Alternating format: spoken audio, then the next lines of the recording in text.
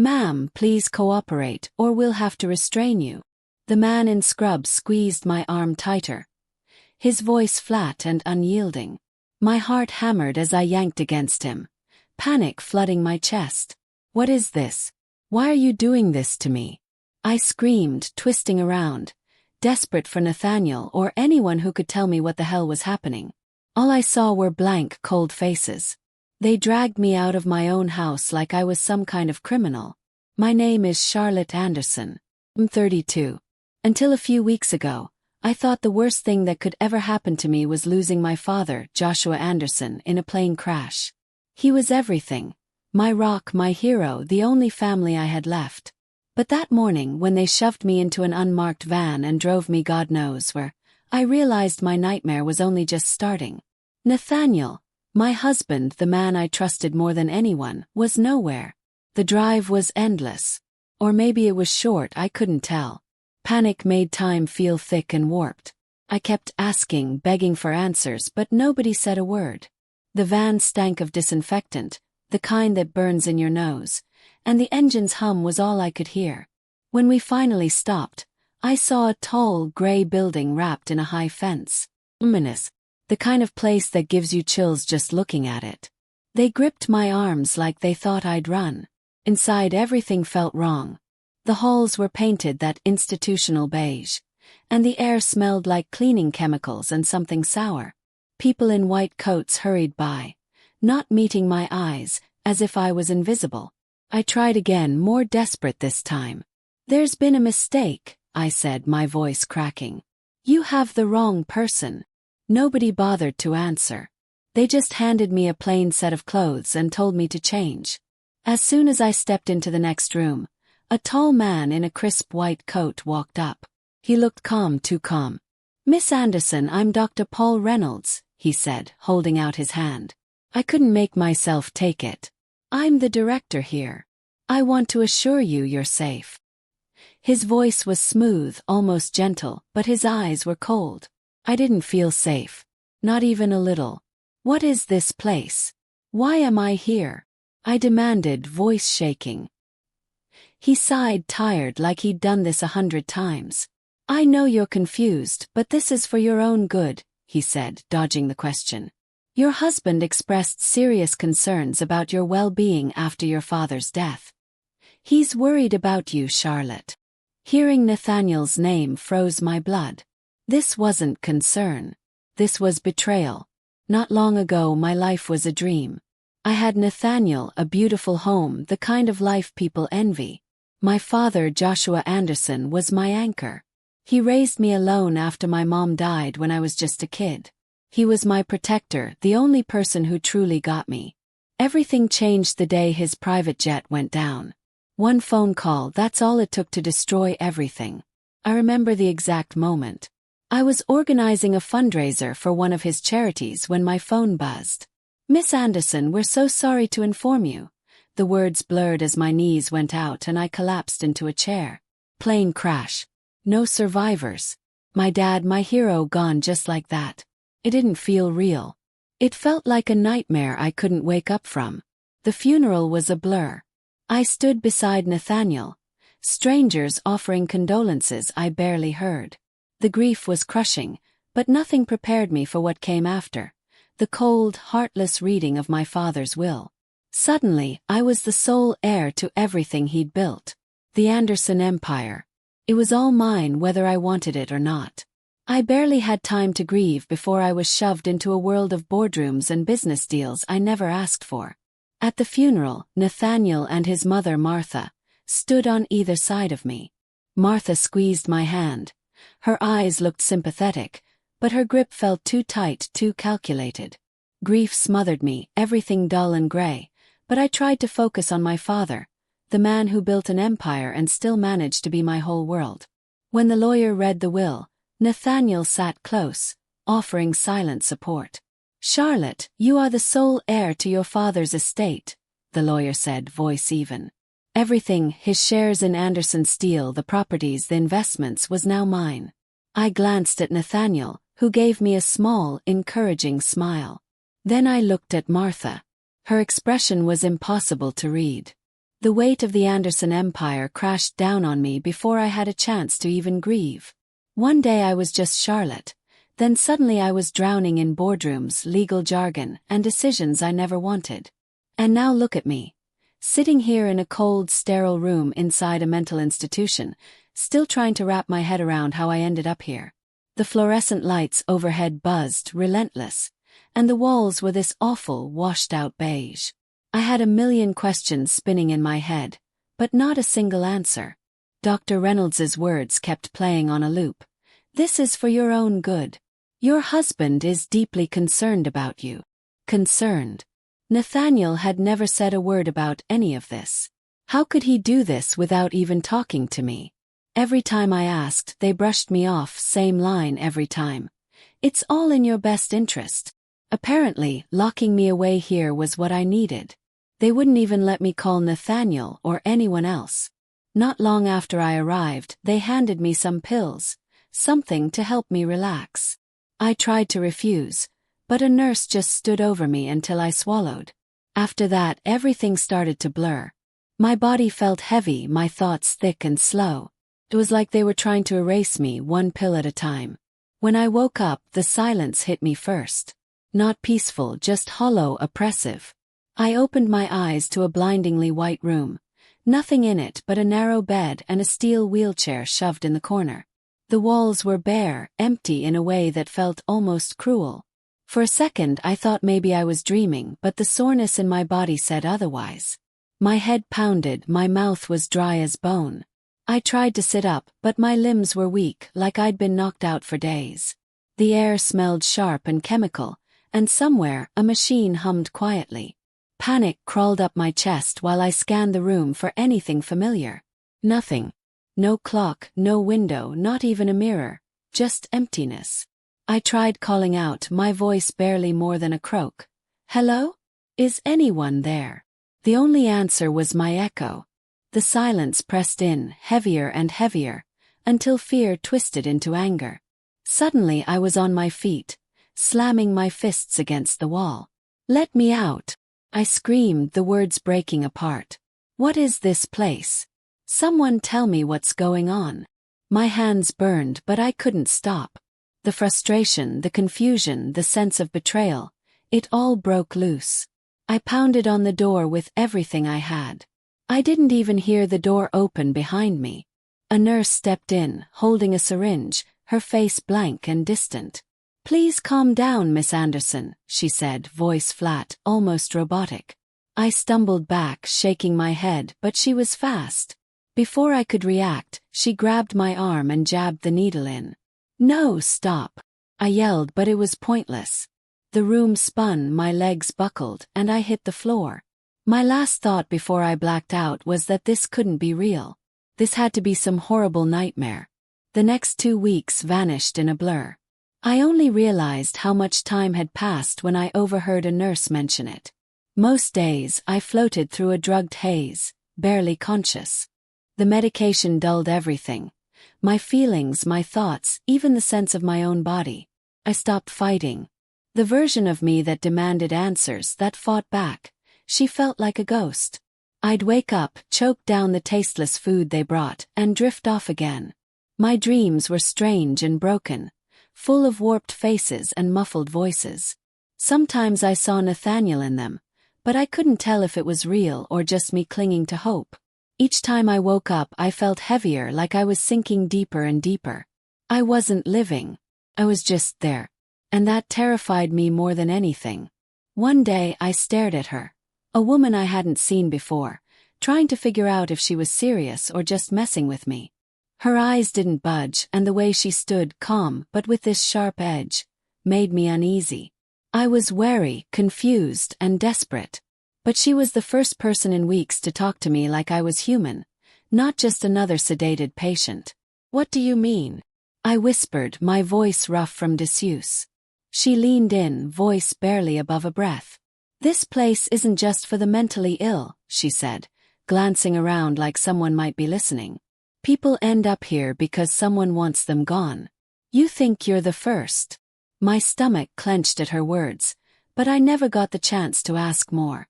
Before she leaned back in her chair, acting like nothing had happened, she glanced at me and said, "You can either trust me or you can stay here and rot." She stabbed her fork into a sad little pile of carrots, totally unfazed. Trouble or not, I knew one thing. She might be my only shot at getting out of this hell. Later that day, during our short free time in the common area, Lily found me again. She sat down like we were old friends, keeping her tone light. "I've gotten out of here before, you know," she said, twirling a piece of her dark hair around her finger. I tried not to let my shock show. "You've escaped," I whispered, barely believing it. She nodded, a smirk pulling at her mouth. "A few times. It's not as hard as you think. But they always find me. The streets out there aren't exactly welcoming, and I stand out. After a few days, they catch me, drag me back, drug me up, and pretend I never left." Her voice sounded steady, almost bored, but I caught a flicker of frustration in her eyes. "But you," she said, looking right at me, "you're different. You don't belong here. You've got something they want to keep locked away. That makes you dangerous to them. And it means we've got a better shot if we work together." Lily leaned in, her voice dropping to a whisper. "They caught me again the day before you got here," she admitted, the smirk fading for once. "I was so close. They picked me up a few blocks away. Same old routine. Dragged me back, pumped me full of meds, threw me in isolation. But this time I've been watching. Studying the new guards. They're not as sharp as the old ones." I raised an eyebrow, a mix of fear and curiosity running through me. "New guards?" I asked, barely above a whisper. She nodded, her eyes glinting. "Yeah. The night shifts especially. They're lazy, distracted. I've been mapping their habits, when they eat, when they check cameras, the whole deal. I know when they're paying attention and when they're just pretending."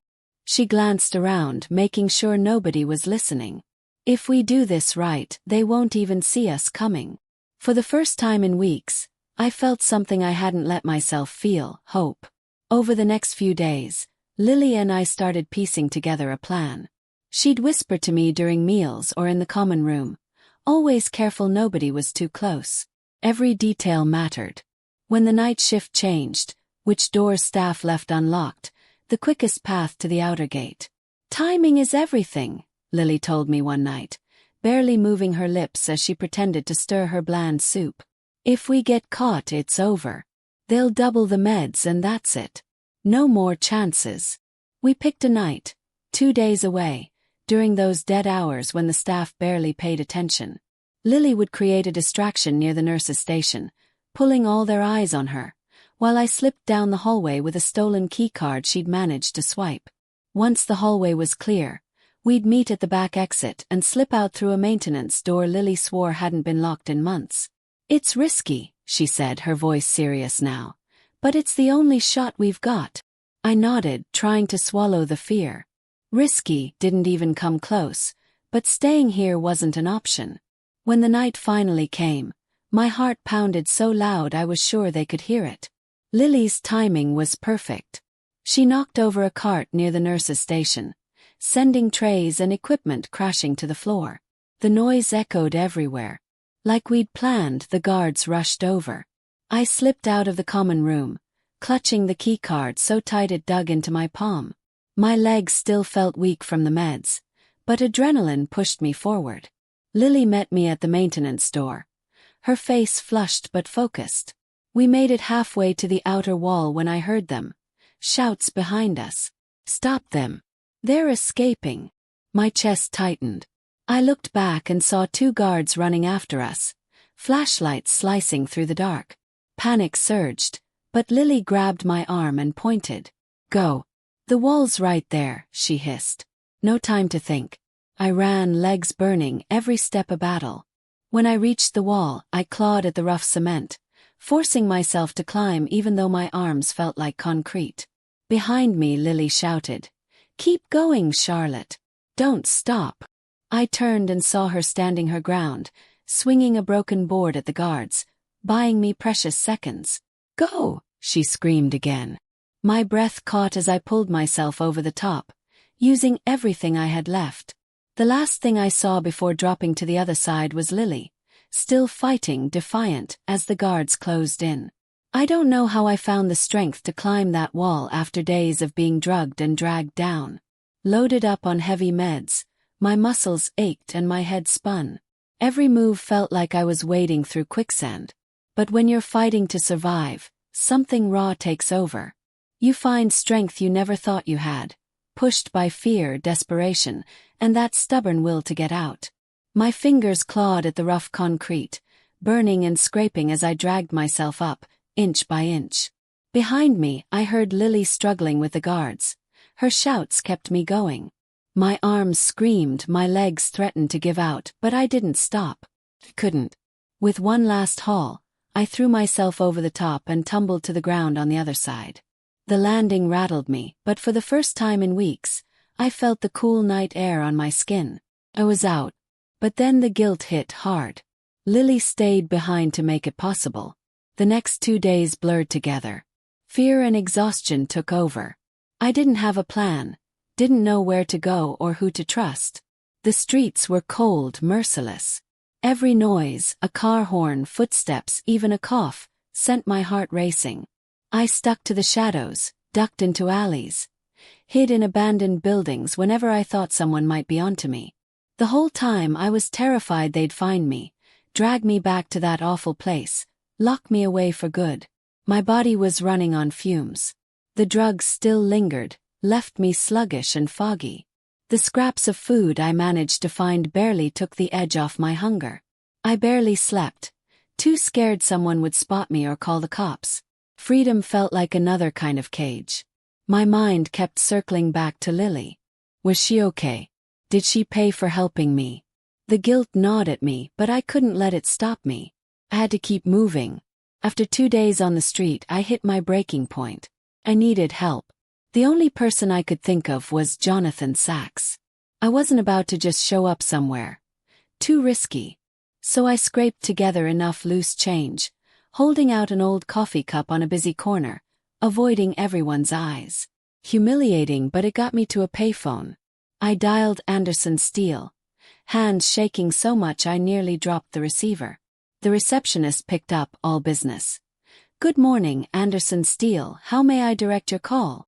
I paused, heart thumping, then lied right through my teeth. "Hi, this is Anna Collins," I said, trying to sound steady. "I'm a former colleague of Jonathan Sachs, and I need to speak with him right away." She hesitated, and I was sure she'd call me out, but then, "One moment, please." The line clicked and I waited, barely breathing, hoping he'd answer. Finally, Jonathan's voice came on. Steady, professional. Just like I remembered from those few times I'd seen him with my father. "This is Jonathan Sachs." I froze for a second, gripping the phone so tight my knuckles went white. "Jonathan," I started, my voice shaking. "It's me. Charlotte." Silence. Papers rustled in the background. "Charlotte," he finally said. His voice caught between disbelief and caution. "Where are you?" Everyone thought. I cut him off. "I can't tell you where I am," I said quickly, glancing over my shoulder. "But I need your help. I've been locked away in a mental institution. Jonathan, they drugged me. They said I was a danger to myself. But it's not true." My voice cracked. Tears threatened. "It was Nathaniel and his mother. They did this to me." He sounded confused, worried. "Charlotte, where have you been?" Everyone thought. Again I interrupted, voice sharper than I meant. "I can't explain over the phone. I need you to meet me. Alone." He hesitated. I could hear the doubt in his voice. "Charlotte, are you okay? What's going on?" I swallowed hard, forced myself to push through the fear. "Please, Jonathan. Just meet me. And you have to swear you won't tell Nathaniel or Martha." "Swear it." Long pause. Then finally, "All right. Where do you want to meet?" He showed up at the park just as the sun started to set, shadows stretching across the empty benches. I watched him from behind a tree for a minute, making sure he was alone. When I finally stepped out, his face went pale. "Charlotte," he whispered, barely believing it. "You look, God, what's happened to you?" I motioned for him to sit, too drained to answer right away. We settled on a bench far from the main path, the distant sound of children playing barely registering at all. They took everything from me. My voice shook as I tried to hold myself together. Nathaniel and Martha, they're behind all of this. After my father died, they had me declared mentally unstable and locked me away. I've been drugged and trapped for weeks. I swallowed, fighting back tears. And the worst part, they vanished. Not a call, not a visit, not even a note. They tossed me aside like I was nothing. Nothing, Jonathan. Jonathan leaned forward, elbows on his knees, trying to wrap his head around what I'd just told him. Why would they do this to you? He asked. His voice caught between disbelief and anger. I mean, Nathaniel loved you, didn't he? And Martha, why would she go this far? I shook my head, gripping the bench so hard my knuckles turned white. That's what I need to figure out, I said, my voice steadier now. It's not just the inheritance. At least I don't think so. They wanted me gone, completely. But why? Why go to these lengths? I looked at him, hoping he'd see how desperate I was. I need your help, Jonathan. You were close to my father. You know the business better than anyone. If anyone can help me, it's you. He sat back, let out a slow breath, and nodded. All right. I believe you, Charlotte. And if you're right, we can't waste time. You need somewhere safe. Somewhere nobody would think to look. He glanced around the park, checking for anyone watching us. I have a little place outside the city. Nothing special, just quiet. You can stay there while we work this out. Relief swept over me, mixed with exhaustion. I followed him to his car, head down as we left the park. The drive was quiet. Jonathan kept glancing at me, worry written all over his face. When we got there, the place was exactly how he described it. Small, simple, tucked away from the world. It's not much, he said, opening the door and helping me inside. But it's safe. I'll bring you food, clothes, whatever you need. I just nodded. I was too tired to say much, but his kindness felt like the first bit of hope I'd had in weeks. The next morning I woke up and, for the first time in ages, I felt a little better. I wasn't looking over my shoulder. I wasn't hiding.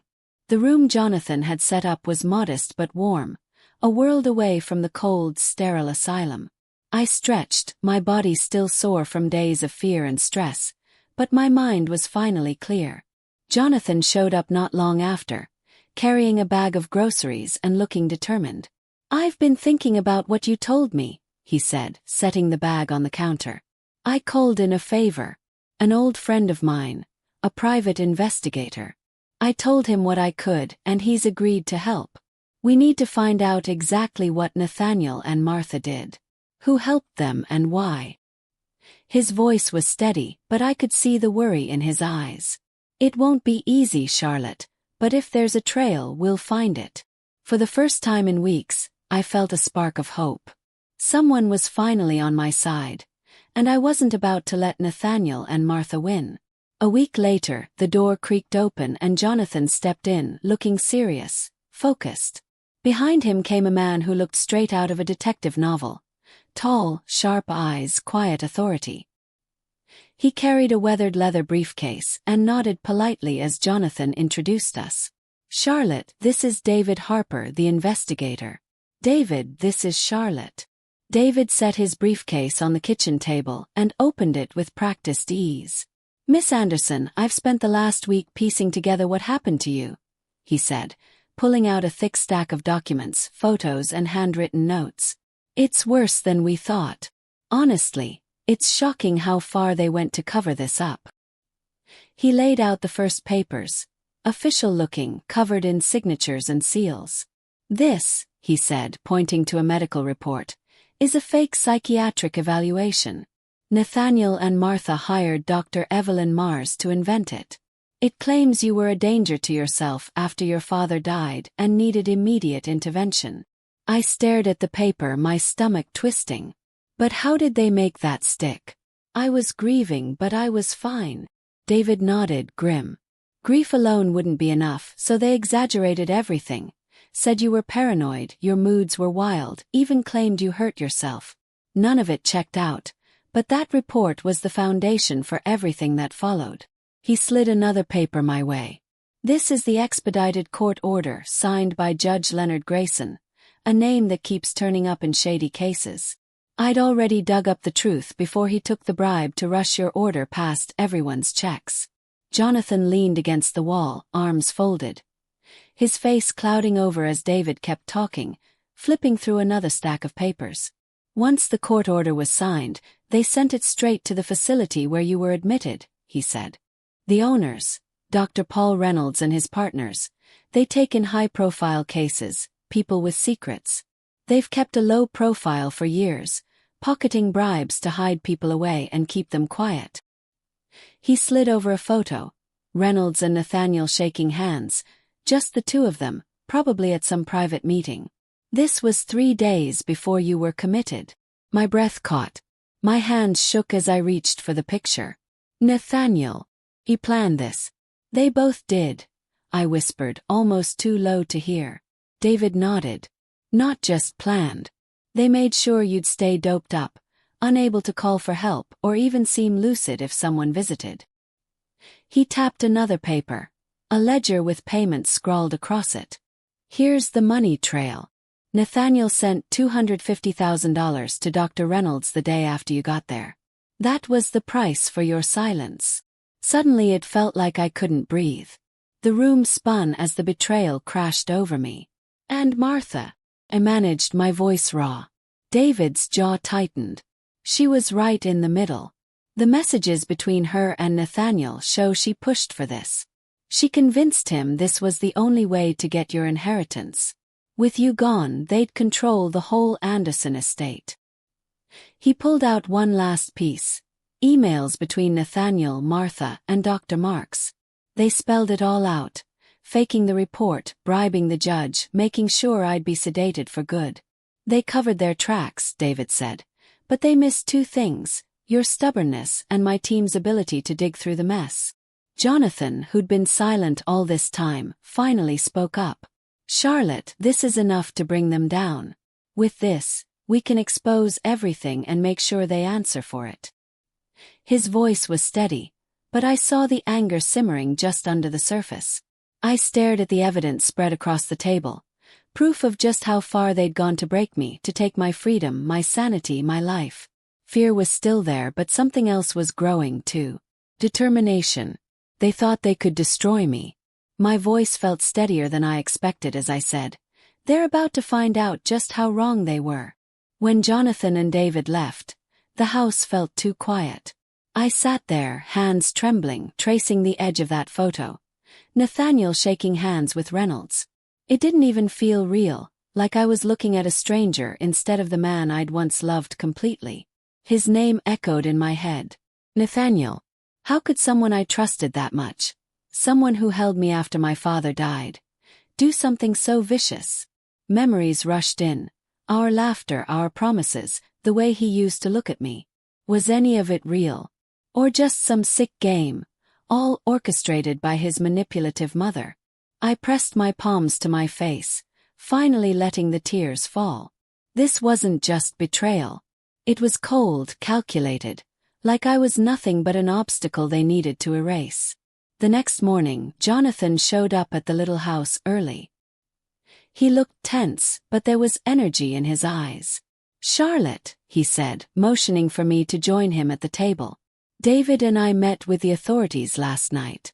They've looked over the evidence.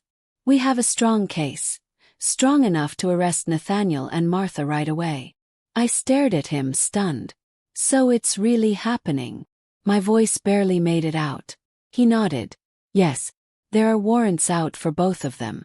Police are coordinating so they'll be picked up at the same time. It'll be quiet but fast. Relief and anxiety hit me all at once.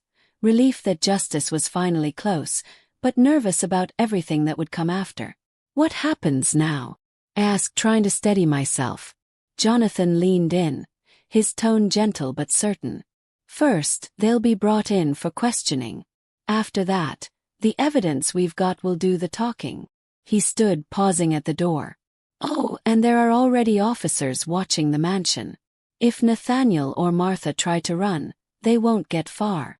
Before anything else could happen after Jonathan left, I just sat there, staring at the phone. Felt like hours, maybe it was, maybe it wasn't. Time had warped, stretching and contracting around me as the weight of everything pressed down, heavy and suffocating, until I felt nearly crushed beneath it. The silence in the room was thick, every tick of the clock like a needle pricking at my skin. I wanted to scream, to sob, to run, but all I could do was sit there, frozen. My mind replayed Jonathan's exit. His hurried footsteps, the door snapping shut, 1,000 times. The truth was out now, swirling around me, impossible to ignore. Finally, I couldn't keep it bottled up any longer. My hands trembled as I picked up the receiver, the plastic slick against my palm. With every number I dialed, I felt the tension coil tighter inside me. By the time the phone rang, my heart was pounding so hard I could barely hear anything else. Twice it rang, each chime echoing in the hollow silence of the room, before Nathaniel's voice cut through. "It's over, Nathaniel," I said. The words were sharp, slicing through the haze, and I was surprised at how steady they sounded. There was a pause, a beat of stunned silence on the other end. Then his voice, incredulous and shaky. "Charlotte. Oh my God, is it really you? I've been so worried. Where are you? Are you okay?" I didn't want to hear it. The feigned concern, the rehearsed lines meant to sound caring. My patience was gone, burned away by months of betrayal. "Drop the act, Nathaniel. I didn't call to hear your lies. I know everything," he faltered. I could almost see him, gripping the phone, searching for the right words, trying to keep his story straight.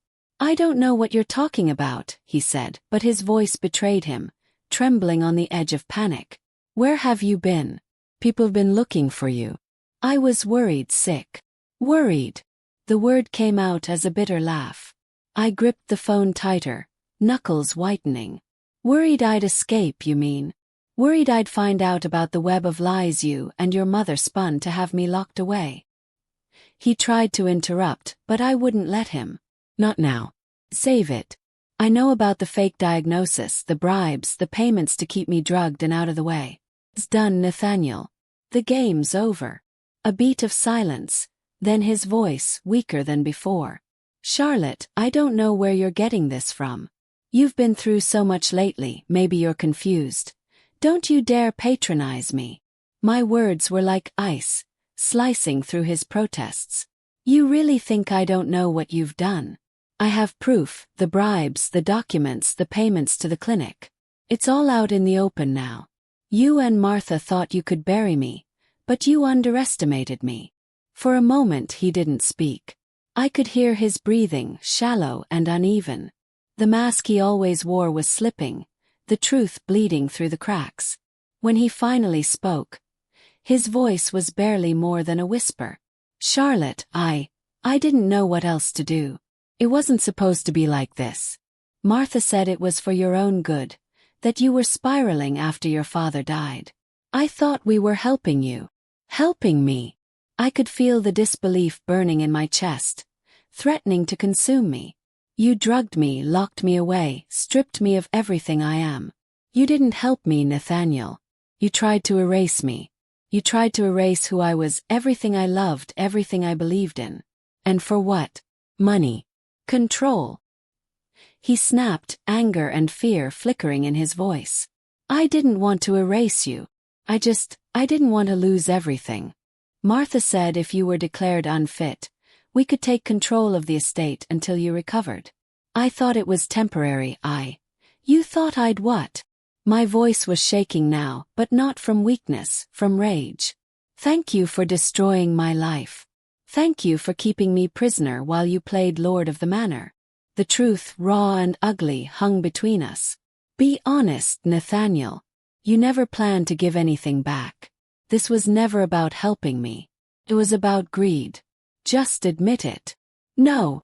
His voice was desperate, ragged. "I loved you, Charlotte. I still do. I swear to God I never wanted to hurt you. Martha, she made it sound like the only way. She kept pushing and pushing and I was weak, okay? I listened to her because I thought it was what I had to do. I was afraid. Stop hiding behind her. My anger bubbled over, my voice tight and trembling. You signed those papers, Nathaniel. You made the payments. You stood by while they drugged me and let me rot in that place. Don't you dare make this about her. Take responsibility for once in your life. Look at what you've done, to me, to yourself, to everything we once had.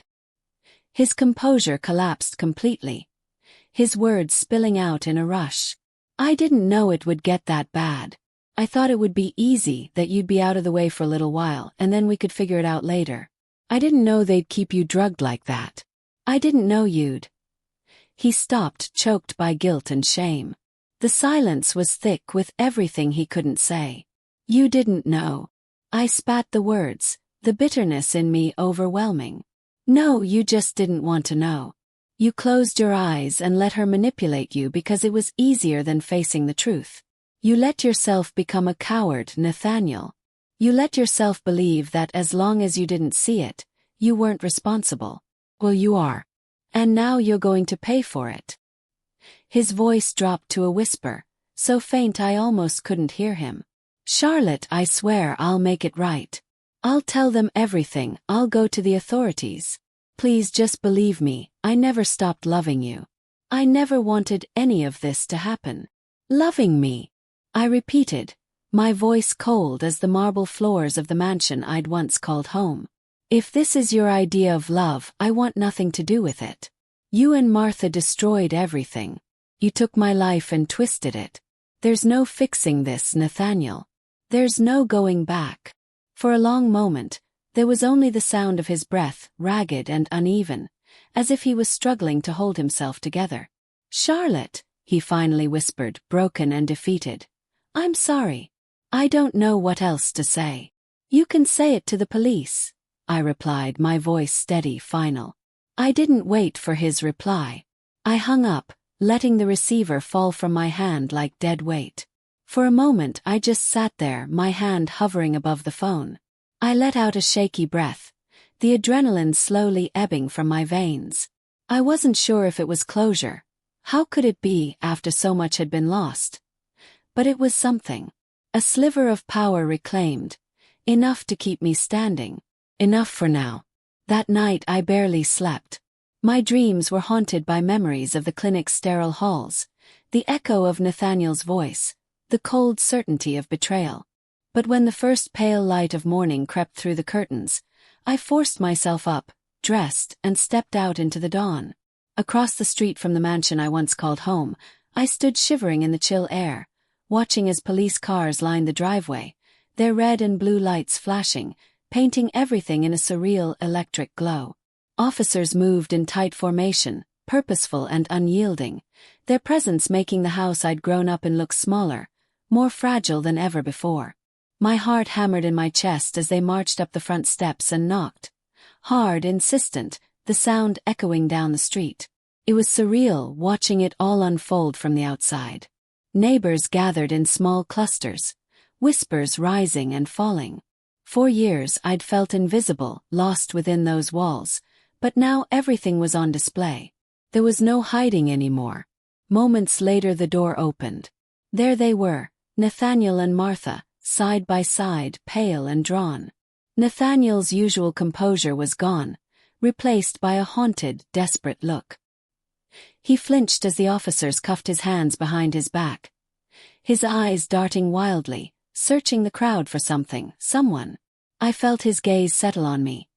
His eyes wide, pleading, desperate for forgiveness or understanding, or maybe just a sign that I still saw him as anything other than the coward he'd become. Martha was another story. She stood rigid, her lips pressed into a thin, furious line as the police led her away.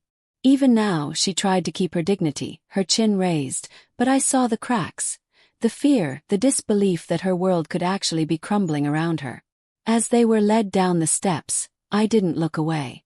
I met Nathaniel's gaze and held it, letting him see that I was no longer afraid, no longer the girl he and Martha had tried to erase. I was still standing. I was still here. And for the first time in months I felt something like hope, fragile, trembling but real, take root inside me. The past couldn't be undone. The wounds would take time to heal. But as the police cars pulled away, carrying Nathaniel and Martha with them, I knew one thing for certain. I was finally free. "Charlotte!" he yelled, voice cracking, desperate. "Charlotte, please let me explain." He tried to come closer, but the officers grabbed his arms and pulled him back. I just stood there. Didn't move. Didn't even blink. My face, completely blank, cold. He wasn't getting anything from me.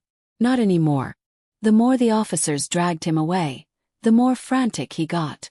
"Charlotte, I love you. Please don't do this." His voice kept breaking until it finally faded, muffled by the car door slamming shut. Martha, though, she was something else. Head held high, chin up, eyes straight ahead. She didn't say a thing while they cuffed her. Didn't even look at me. That pride of hers. Unbreakable, at least for now. But sooner or later, the silence and the arrogance would crack. The police cars pulled away, taking both of them off to deal with what they'd done. I just stood there, trying to sort through the mess inside me. Relief, anger, sadness, and something else I couldn't put a name to. I turned around and walked off without looking back.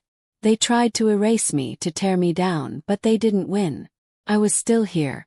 And, for the first time in forever, I could actually breathe. Did you enjoy the story? If you did, hit that like button and subscribe. It helps us out and makes sure you won't miss more stories like this. Thanks for watching. We'll catch you next time.